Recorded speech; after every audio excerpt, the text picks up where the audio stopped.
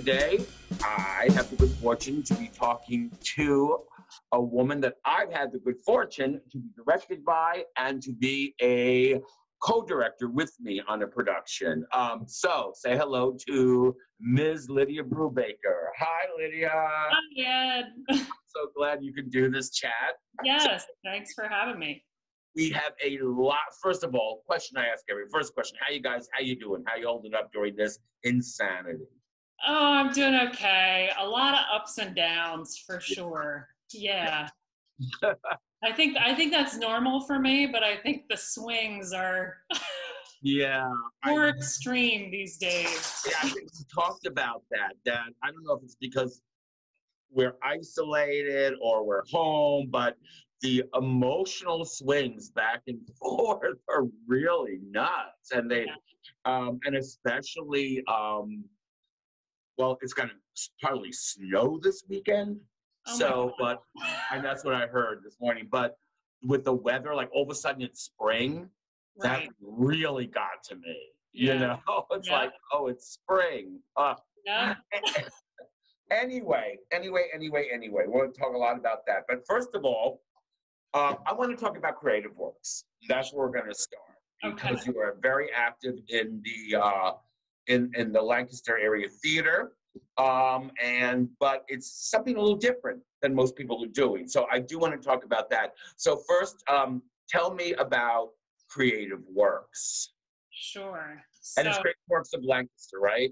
Yes, Creative Works of Lancaster. What is your title in there? So my title officially is Executive Director. Gotcha. Creative Works. And I'm the only founding member who's still in the organization, but it was founded back in, oh boy, we incorporated in 2010. So we were planning to have a big, celebratory 10th anniversary season this year, and it's not quite going as planned, but I'm sure the celebrations will be coming at some point for sure. Right.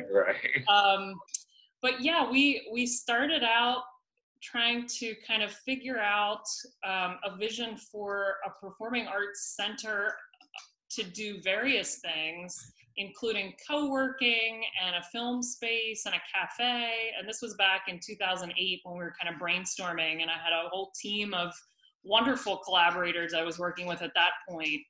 But I was really the only one who I think was more theater focused. And so when we moved away from the idea of actually having a space, because it was we started right when the economy kind of collapsed in 2008. And so we decided, rather than try to find a building and finance a whole capital campaign, we would kind of continue on a low rent kind of basis. And so over the years, we've continued to evolve. And, a lot of the people who have been involved more recently, but we've been more theater people who have joined since then, and we've just come up with projects that we can kind of pop up all over Lancaster and do in found spaces. So that's really what we've embraced more recently, has been to really do things that are kind of quick and dirty, for lack of a better word. Well, you just stole the title of my autobiography, girl.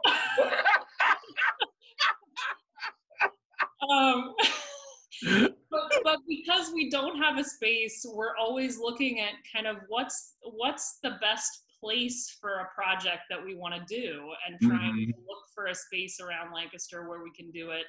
Try to find the right partners. We've partnered with a lot of different organizations all across the county. And then also to focus really on doing a lot of new and original work. Right. So if I was to do a soundbite, you would be pop-up theatrical experiences. Yeah. Yeah. We've started using, actually, we were talking about pop-up, And we've started using the phrase theatrical encounters. Oh yeah, okay. Trying to be kind of a good description of. Yeah. So tell us some of the things that you've done. I mean, you've done traditional work. Now, if memory serves, when you started, you were doing work at like not Long's Park, Musser Park. Yes. You were doing like typical theatrical, narrative plays. And then you kind of branched off into this other stuff. And I want to talk about the 24-hour, the most, the biggest thing, and in terms biggest well-known, that people know about is that 24-hour play series. Yeah. Right, so I want to talk about that. And I also want to talk about, you did escape rooms. I mean, you're always trying to do other things. So, yeah. So let's talk about the 24-hour plays, because that is really a big deal. Everybody knows about that. Yeah, and we love that project. A big part of our mission has also been to connect people, to connect artists across the community. And I know I've been watching some of your chats. I haven't gotten through all of them yet, but one of the things that I love so much is that I see all these people who I've had various connections with throughout the years. So, and not necessarily just working at Epac, but just the connections across the community in the arts are really fantastic and amazing. And that's what I'm learning too by doing these things. It's like I have said this before. One of the great things that I've come to acknowledge is how connected people are. We don't realize that because we get into daily routines, and we go one event to the other event to the other event, and then to sit back and talk to these people, it's like, wow, we are all connected. It's really kind of cool. And I think that's been one of the greatest values of the 24-hour plays is that it brings all these artists together for a whirlwind process that can be chaotic and stressful and kind of a microcosm of what a regular show's process would be. And it just creates these wonderful bonds and connects people so that they're talking about the next project that they want to work on together. And there have been so many things that have grown out of that event that are really. So tell me how this is structured, because it's very unusual. And I've always wanted to do it, but I'm always working on something. So I was like, I want to do it. I feel left out. So tell us how it's structured, because it's really amazing. Sure. So it's a national organization that we get the rights from, and they have a specific outline for how things have been structured and how that works. And so we put together 6 directors and 6 writers, and then about 20 to 25 actors, and everybody meets on a Friday night at, I'm trying to think, I guess 7 o'clock maybe, or 8 o'clock. And everybody goes around the circle and introduces themselves. So they give a little bit about, what their history with doing theater is. And we've had all the way from people who are complete professionals who have worked everywhere, published playwrights, to people who are brand new and just want to try it out. Somebody who is coming to the area from a different place and wants to get connected in with the theater community here.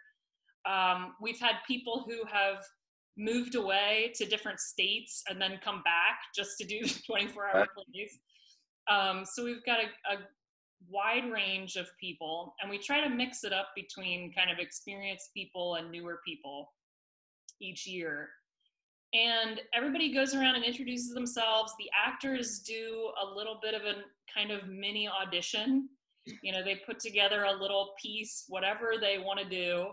And some of those have really informed what the plays have turned into later, because one of the writers sitting in the room gets a spark of an idea. But we ask the writers to come in with a blank slate. We ask them not to have a preconceived idea of what they're going to write. And they come in, and after the actors do their little introductions. The writers stick around. Everybody else goes home. The writers stick around and they kind of trade for their team, right? So we put all the headshots on a table and everybody gets to kind of decide, oh, that person's my first pick. I have an idea for them. And the scripts get written overnight. So the writers in a lot of ways have one of the toughest jobs, I think, because they're just up all night trying to figure out how to meet this deadline. And the scripts have to be done by 6 a.m. And then they're printed and copies are given to the directors who come in at, I think, 7 a.m. to read all the scripts and sit around and once again kind of negotiate for who's going to direct what. Wow.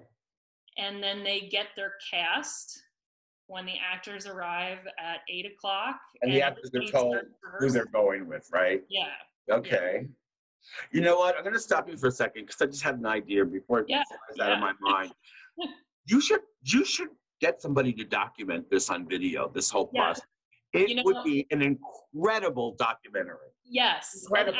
And actually, we do have some footage somewhere of some of this from a few years back, and I'd love to put that in a form that we could share because it is a wild ride. Yeah, Jordan Weinhold, calling Jordan Weinhold.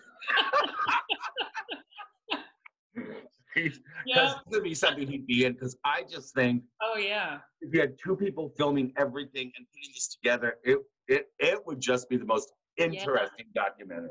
Yes. So anyway, so the actors come in and they're saying, you're with this team, you're over there, you're over there. Right. And then for most of the day, it's up to the director to work with the actors on in rehearsal in whatever way they feel is appropriate. The actors are supposed to memorize the scripts, and usually that happens. Once in a while, we have a few issues, but that's how it goes. That would scare me if I was an actor. Yes. Especially my age. I'm going to memorize this. I hope these plays are really short. Right. Well, the people on the board at Creative Works know that, or at least some of the past board members know that my first year with 24-hour plays was actually as an actor.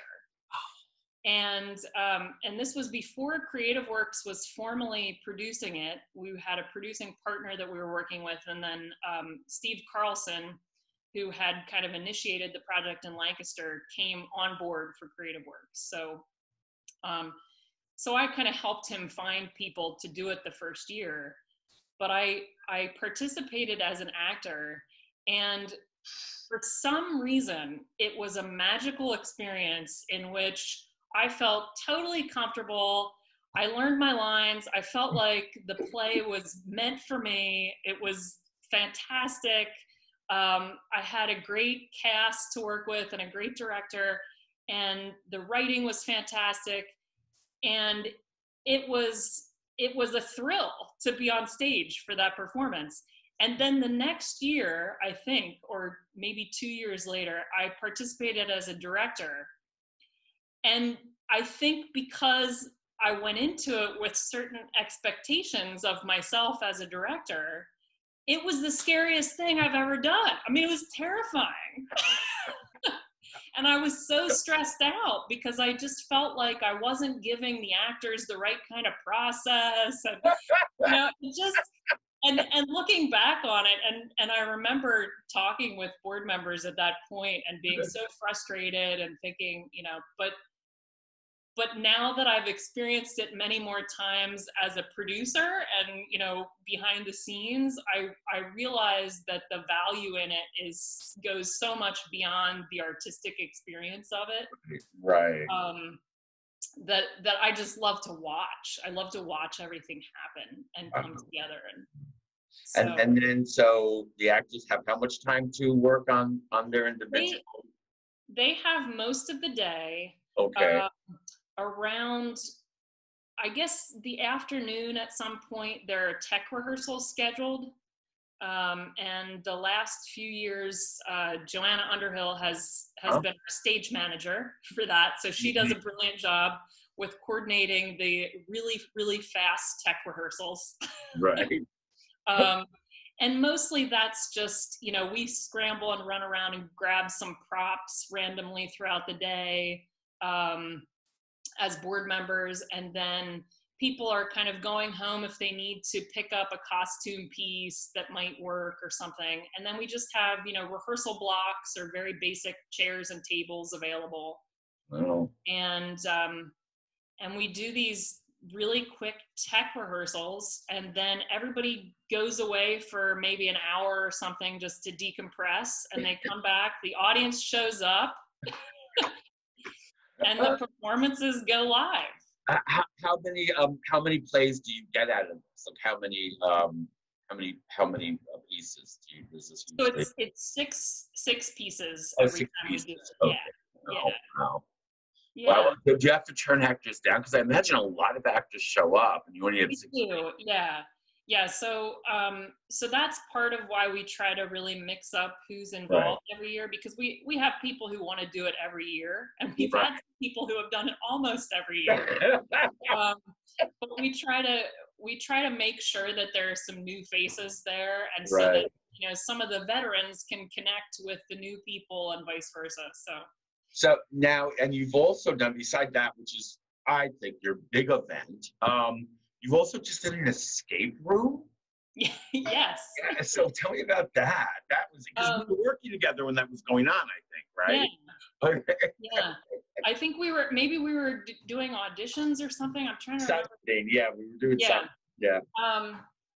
So this was actually something that we branched into because one of our board members, Chris Solansky, who is not on our board anymore, but he's collaborating with us sometimes. He is really interested in immersive theater. Mm-hmm. And that's been something that we've talked about for a long time and kind of thought about doing, but we never quite got there. You know, we did some theater that was in spaces where people had to move through different rooms. Like we did a play in a hotel in Lancaster where people moved to different locations.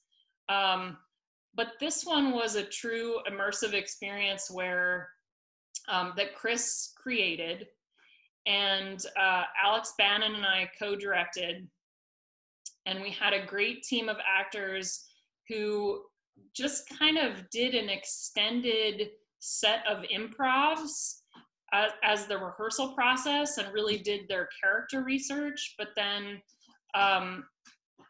when audiences came, they came into, they actually met at a parking lot. And we walked them down a path to a barn that was kind of mocked up to look like an Antarctic research station. And all the audience members got some information before they came, some background information, some things about how the experience would go. And once they were in that barn, we just kind of set them loose to do whatever they had to figure out to figure out what the situation was in that research station and how they could solve the problem and get out of there. So it was an escape room for sure, in terms of having puzzles and clues that they had to put together throughout the experience. Mm-hmm. But then we were calling it a theatrical escape room just because there was a cohesive story and group of characters that were interacting with the audience the entire time. Oh, okay. That was. So they stayed in character the whole time. Mm-hmm.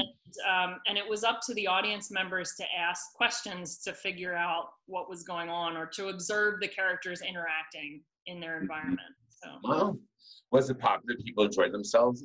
It was, yeah. We had a really great turnout for that. We actually sold just about all our tickets for the entire run, and we had some people who had to be turned away at the end. We had really good responses from people who wanted to know when we're doing the next one of those. Wow. it's a huge amount of work that goes into it. So I think Yes. we weren't ready to turn around and do it right away again. Yes. Yeah. We also learned a lot. There are things that didn't go how we expected. There were, things where in hindsight, I think we would have tried to structure things a little bit more in some places. Mm-hmm.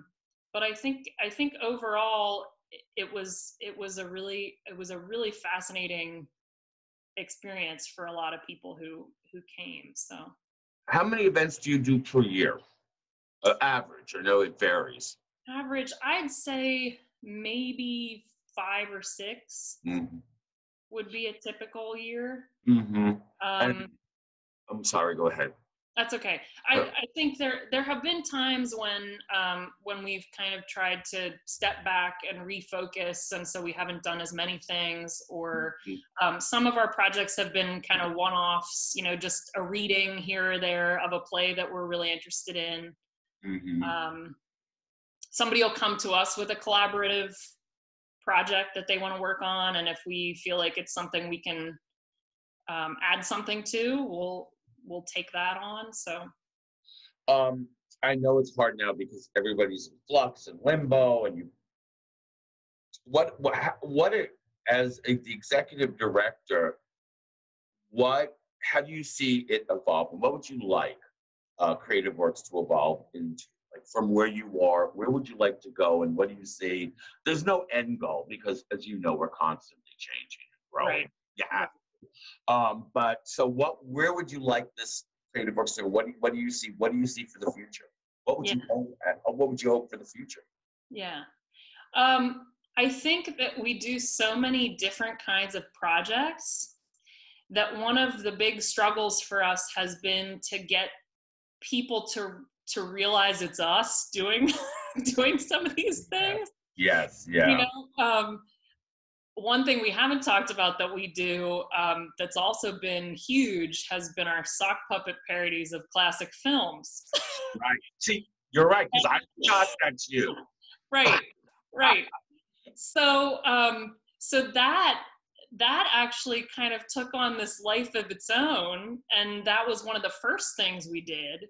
And so I think there are a lot of people who kind of don't associate the other things we do with us because they think of us as the sock puppet people, Yeah. And so I think my goal moving forward would be for people to kind of find, or for us to find a way, and we've talked about this a lot recently, but for us to find a way to connect everything well enough that people are looking to see where we'll be next, like where are we going to pop up and what weird thing are we going to do. We want to stay unpredictable, and we want to keep doing the things that don't necessarily fit in anywhere else, because there's such a robust theater scene in Lancaster already. There are so many other wonderful things going on, and so I think we really want to try to focus on the things that nobody else is doing, and the things. That's very wise. Yeah, fill that niche. Yeah. But let them know it's you. Yeah, you're right. Branding. So you've got to brand your company. Right. So that people. Now let's talk about that sock puppet thing, because that's very popular.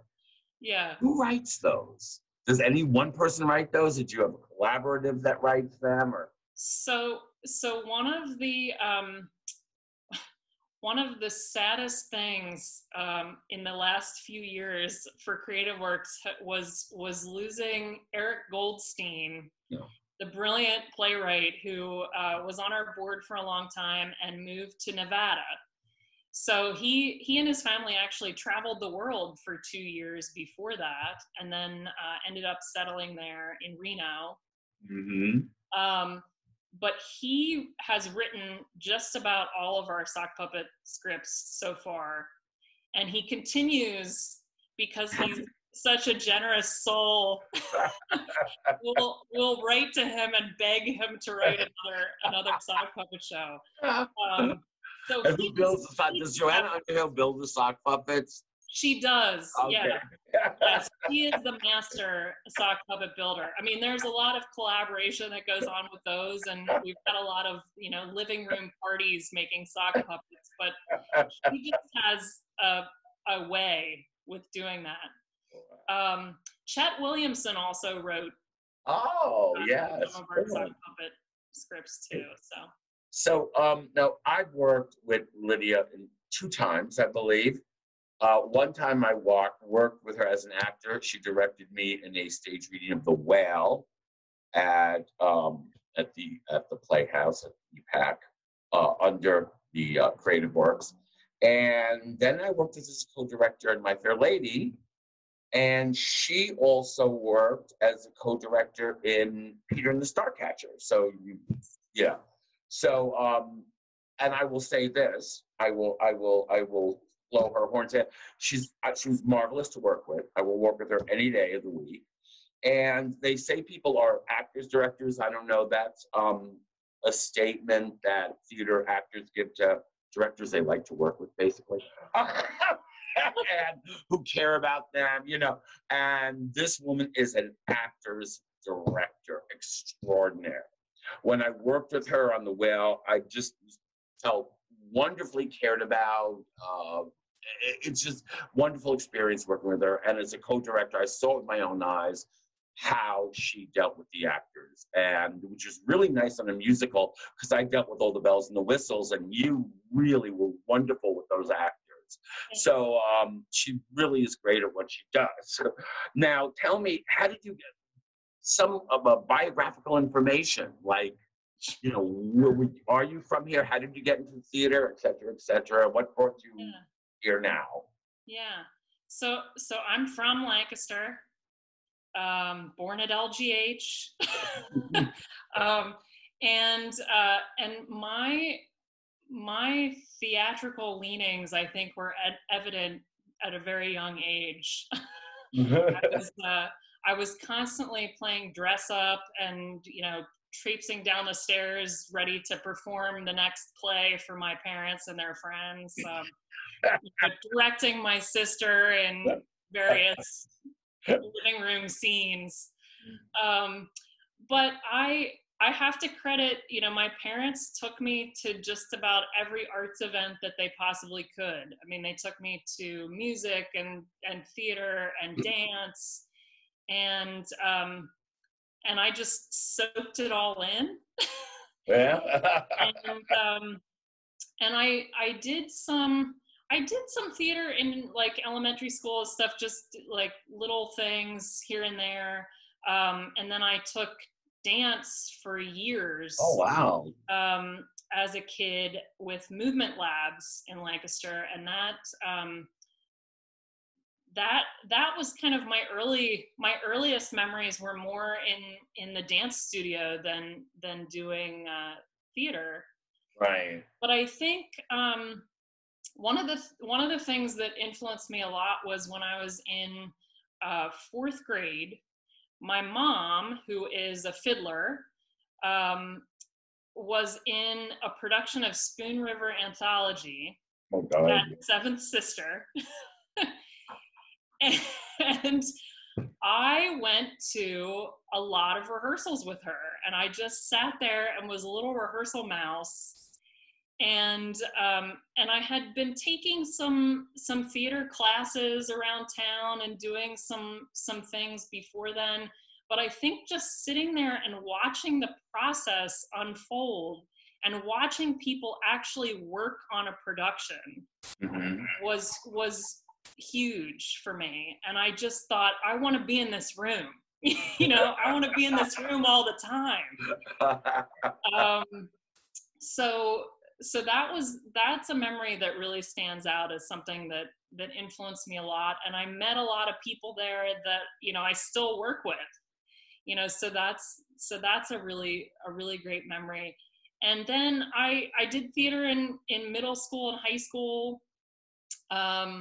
In high school, I could not audition for my my musical my freshman year because my appendix burst. Oh.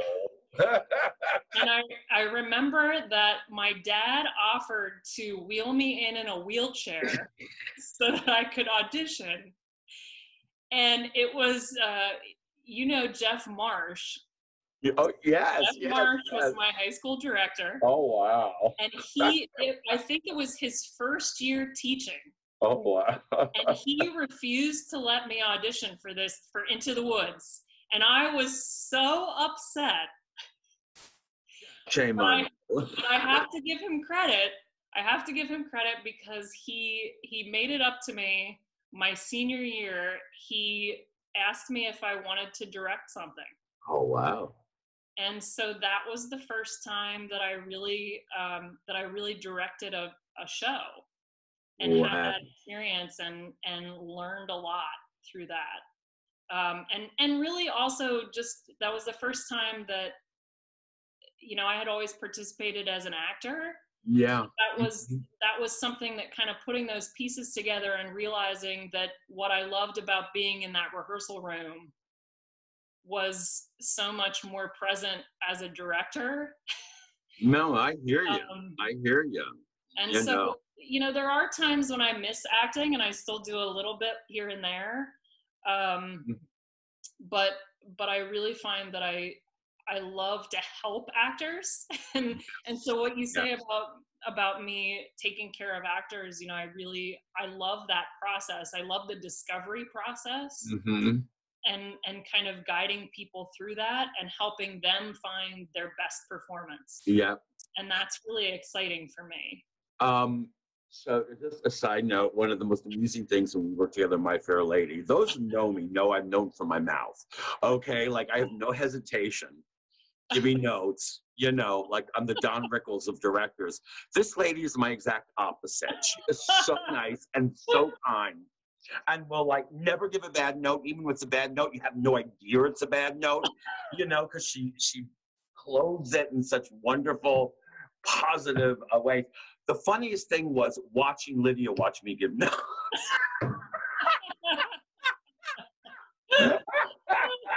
She would sometimes just look at me when I'd spout out something. She would just look at me. She goes, "Yeah, I was going to say the same thing. Maybe not that way." It was very fun. I got to really enjoy that. But no, truly, she is such a kind and nice director, but yet gets it done. Now, I do want to talk about something that, before we get into that. So how did you get into, so did you start Creative Works? Was that you? After all this, you learned you love directing. Did you just say? Yes. So I ended up I went to Muhlenberg College. And I majored in theater and philosophy there and did a directing concentration. Right. So I had a lot of great training there. And one of the things that I really focused on while I was in college was working with playwrights and doing new work. That was something that was new to me in college and that I really enjoyed. So when I got back to Lancaster, I started working with Theater of the Seven Sisters, started working in their office, actually. Oh, wow. I think I remember that. Yeah. Yes, I remember that. Wow. Yeah. So that was back in 2005, I think. And as I started working there, where I first got involved with what was their new play series. And I ended up kind of taking that on as a pet project. And working with playwrights on that. And then continue to do some directing and some acting with them through the years. In 2008 was when they were having some financial difficulties at the time, and they laid everybody off. They laid the staff off at that point, so that they can continue and figure out a new path. Right. And so I found myself with a lot more time on my hands during that period of time. I was working at a coffee shop and I was walking dogs. And so through that time is when I connected with some other creative people in Lancaster who were looking to do something a little different, and Okay. trying to find, you know, what's the kind of theater that maybe they would want to seek out or encounter Right. somewhere. Mm-hmm. And so that's how Creative Works started. And like I said, it was a completely different vision at that point. So there were a lot of different threads happening. But then once we focused on not having a space and really just doing some found spot performances and things that we could do with relatively low overhead. Right. That's where we went. So that's where I started kind of taking some of the contacts from Seventh Sister with the new plays, and I started facilitating the Lancaster Dramatist platform, which is a local playwriting group. So I've worked with a lot of those playwrights on projects that we've done for Creative Works too. Now, besides all this, you also have what we call in the trades, a day job, right? Yes. So what do you do? Yeah, so in 2010, after that period of walking dogs and working at a coffee shop, I got hired at Franklin and Marshall College in the writer's house there. And I worked there for about 6 months or so, and then moved over to the provost's office at F&M. So that's where I am now. Okay. I'm the executive assistant to the provost. Mm-hmm. And so I work with a lot of faculty, mostly faculty governance, faculty committees. Mm-hmm. So it's been a wild time for that. Yeah, wow. For sure, recently. Yeah, so you're working out of home now? Are you working out of home? Yeah. So, and you also have a family, correct? Yeah. You also have a family and a dog that made a guest appearance behind you. Did he? Okay. He photobombed you. Okay. That's just like him.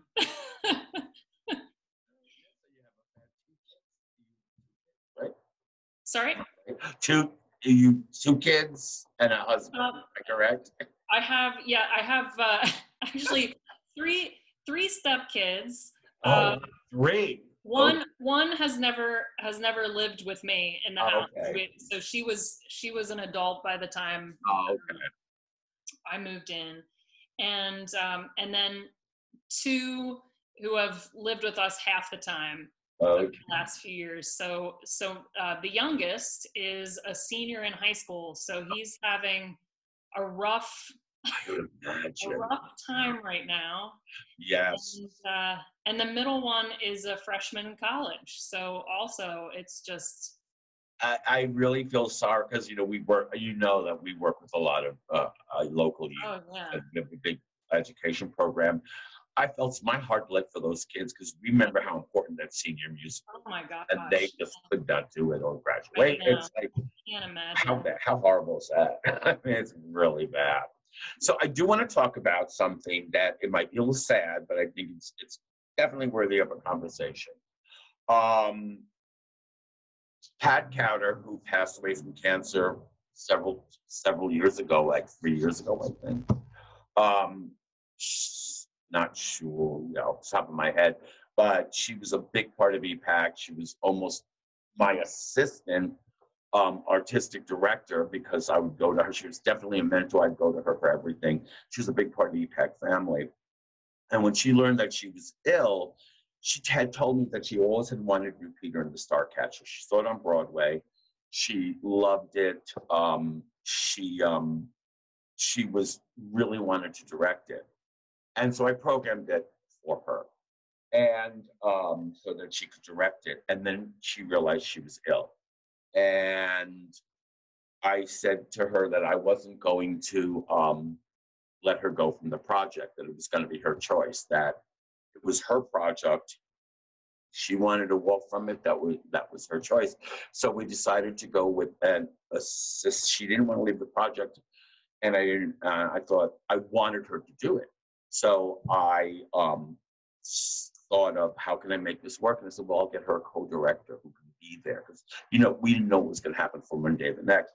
And thinking how this would work and who would be right for this very sort of special job, Lydia came just to mind from working with her on The Whale. I just knowing her and how she worked, I said she would be the person. So we talked. She was completely aware of the situation. So she came in and she helped Pat, and the show was just wonderful. So I want you to talk a little about, because that was a very emotional experience. Must have been a really, I know we've talked about it a little, but it must have been a very emotional and just exceptional, for want of a better word, experience. Yeah. And you walked into the experience knowing what the ground rules were. So talk a little about how that worked and the emotional journey that you had to take to that show, if you don't mind talking. Yeah. So I think, it's one of those things where, we had the talk. Yes. I knew what was happening. I had an initial meeting with Pat, and we talked for a long time, and I felt so good about, where we were headed with things. Right. I was excited to work with her as well. Right. We had kind of known each other on the fringes for so long, but never really got to know each other, never worked together before. And so going into that process, even though I knew what could be coming, Right. It didn't seem quite real until it happened. As things unfolded, the possibility that I don't think I ever thought, I'd get that phone call before rehearsals started saying, I think you have to take the show. Yeah. I don't think I can do it. And then for her to be able to come back and work on it was just, that was amazing. And I never, ever would have been able to do that show without her. That's one thing I will flat out say, that I was not in any way prepared to do that show the way that would do it justice for her, and her vision. And so, so I'm so glad that she was able to come back and contribute in such wonderful ways to what that production ended up being. Yes. I also feel like I got to know her at such a strange time for both of us, that it really was a very quick process of getting close to her. Yes. Because we were together all the time as she was going through this illness. And so, things that normally you might not talk about, we had long conversations about, Right. and I just learned so much from her as a director and as an artist, but then just also as a human being and as a woman. And I left that process, never wanting to experience that particular process again. It was exhausting and difficult, and navigating the relationships with the entire cast at a time when things are so up in the air, and things are changing every day. Right. Was really challenging. And it's a difficult show too, just technically a challenging show. Very difficult show. Yeah. But we had such a wonderful group of people who just put their all into that, and were so generous and wonderful working on it. And I think in the end, it just ended up being such a gift to Pat, being able to sit there and see it. Yeah. but also a gift to all of us who were involved, that we were able to be a part of realizing her vision on stage. Yeah. And it's something that I will never forget. And I treasure my friendship with her, even though it was brief. You know, it meant a lot to me, and it's one of those shows that'll always stick with me for sure. Yeah. And funny story, Pat, those who knew Pat, didn't she came back? She just came back from the hospital. She was out. I don't, I forget why, but she was ill. She couldn't, and then she came back and she started to like get up.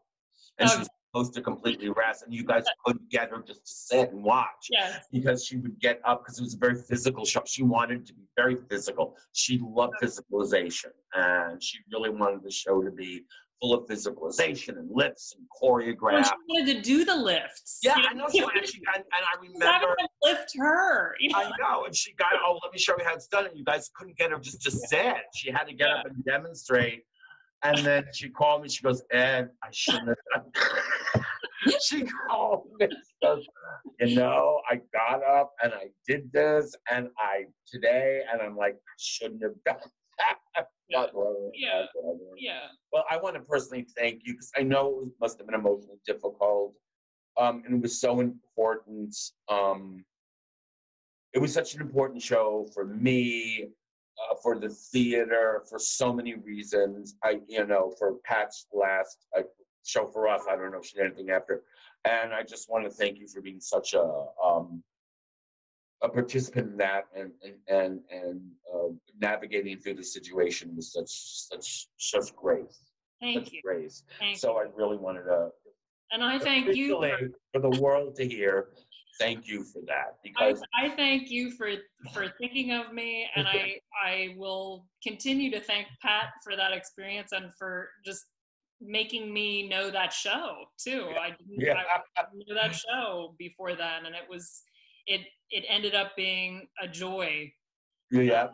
To watch those actors play. I mean, and I'm gonna get you back at Epac sometime.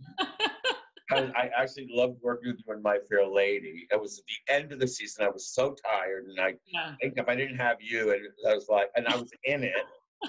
Right. I was so tired as Pickering and sick. It was the last show of the season. I was exhausted. And I had the show. I'm Pickering. I sit for 99% of the show. I was like, I hope I don't fall asleep. I was gonna say, are some of those snores real? Not on stage, but if you heard them off stage. Because I would sit in the lobby. Like, the second act of My Fair Lady is really weird, because I disappear and Liz disappears for an hour or more. Right. Elizabeth Patey, who played Mrs. Pierce. And then we have one scene, we come back in, I would sit out in the lobby, and I would have people like, gotta make sure I'm awake.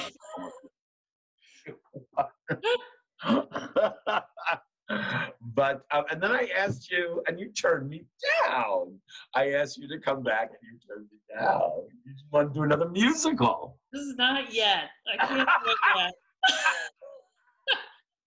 yet. Baptism by fire. They're crazy, right? And the thing about a musical is, and I know it's there's a different fulfillment when it works, but you don't have that fulfillment in plays that you can sit and talk. Like, the good thing about it was that My Fair Lady is basically a play with some songs. It really is. There, some of that teamwork was. It's right out of it's Shaw. Yeah. It's like you're doing Shaw, but you have to throw in some cute songs, which was very difficult for us to deal with, because it was like, how do we navigate this? Exactly. But you don't have that. It's musicals are just more technical. You don't have that luxury that I know you love, because I've seen it, of just communication with the actors, talking through process, talking through motivations, seeing how they feel it. And sometimes in a musical, you don't get that, because you're so busy. Set, lights, choreography. Right. But I'm gonna get you back.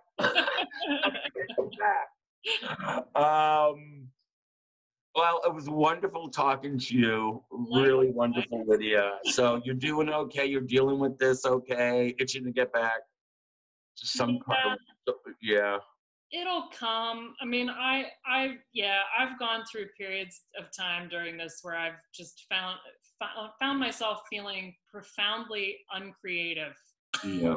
Yeah. Yeah. Unfortunately, and I need to somehow get that spark back, and I'm sure it will come. But Yeah.